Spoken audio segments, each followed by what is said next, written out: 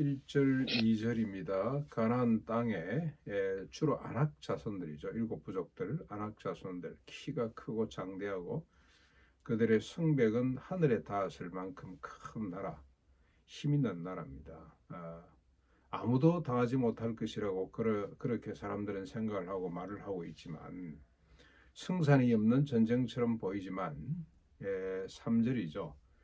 그러나 여호와께서 너희들 앞서 행하심으로 그들을 엎드러지게 할 것이다. 그래서 너희들이 그들을 멸하게 될 것이다.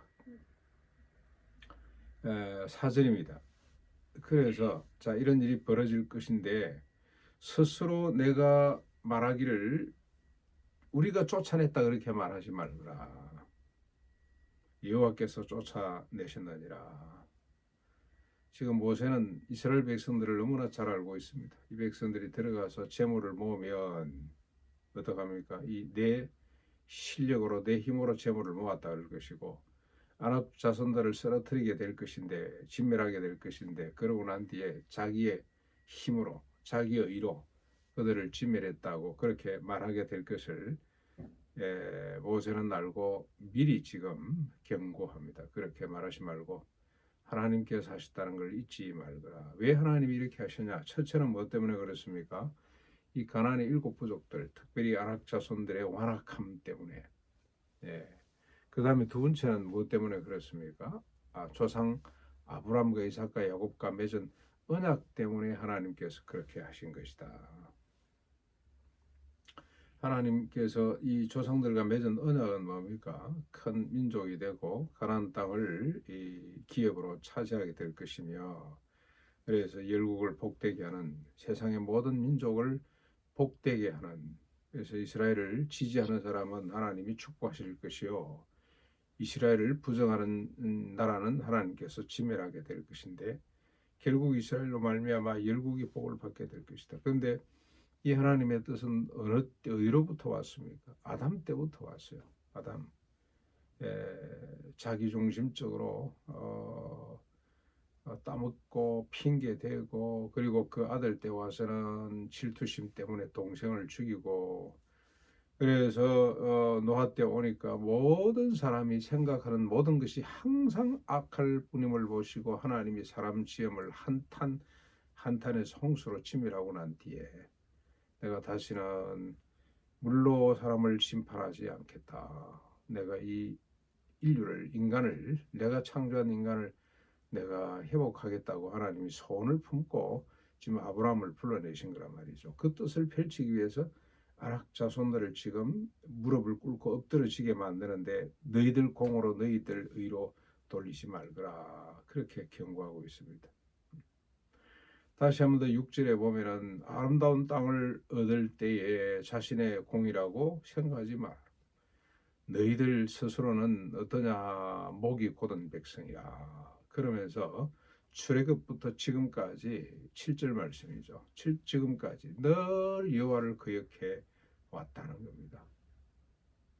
그러면서 특정한 사건 하나를 또 떠올리게 합니다. 호렙산 사건입니다. 모세가 하나님 말씀을 받기 위해서 십계명이죠. 두 돌판을 받기 위해서 호렙산에 올라 40주 40야를 먹지도 마시지도 못하고 하나님을 만나고 내려왔더니 무슨 사건이 벌어졌습니까? 40일을 참지 못하고 우상을 만들어서 섬겼던 이력. 그 사건을 다시 떠올리면서 너희들은 목이 백성 곧은 백성이라 교만한 백성이라 완악한 백성이라 스스로 뭔가 주장하고 드러내지를 말거라. 오직 하나님의 뜻을 이루기 위해서 이렇게 하셨다는 것 잊지 말거라.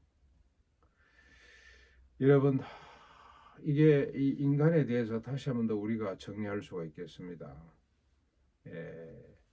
인간, 여러분 가나안의 아낙 자손들, 일곱 부족들 플러스 이스라엘 백성들까지 모든 인간은 완악하죠. 목이 곧습니다. 스스로 부패한 인간입니다. 그래서 틈만 나면 자기 의를 드러내려고 하고 자신의 공의, 자신의 의를 하나님보다도 더 높이려고 하는 것이 인간의 실존입니다. 자기를 위해서 늘 우상을 만들 수밖에 없는 것이 인간의 존재. 이게 인간입니다. 여기에서 벗어날 인간은 한 사람도 없습니다. 그래서 바울은 정의를 하죠. 의인은 없나니 하나도 없다.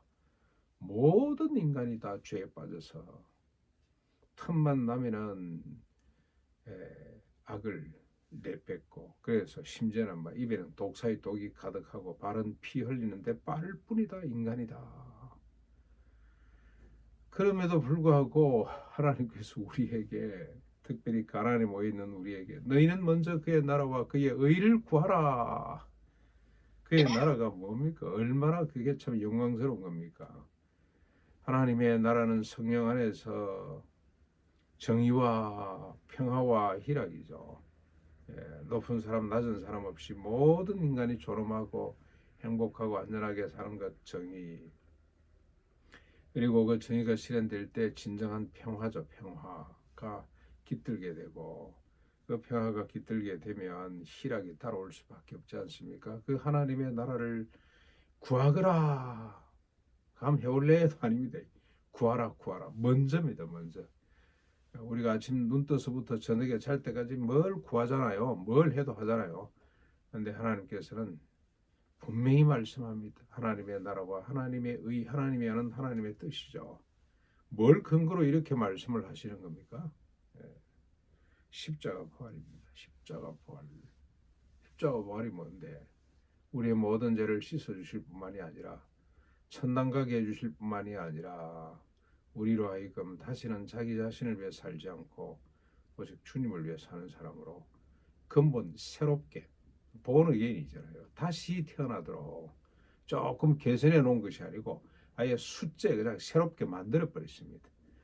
그렇게 십자가 부활로 거기다가 성령까지 부어 주셔가지고 우리를 하나님의 백성으로, 언약의 백성으로, 이스라엘처럼 돌판에 새기는 것이 아니고 하나님 말씀을 우리 본성의 마음판에 새겨 주심으로 우리로 하여금 하나님의 나라와 의를 구하도록 그렇게 명령하셨습니다. 그리고 그 나라를 이루어 가도록. 그래서 저는 우리 가난동산 안에서 비록 부족하지만 여기저기서 하나님의 나라 모습들, 각 가정들마다 하나님의 나라를 지향하는 아름다운 모습들을 늘 확인하고 있습니다. 우리가 자부심을 갖고 힘을 합해서 계속해서 우리 남은 생에 이 길 갈 수 있기를 주님의 이름으로 축원합니다.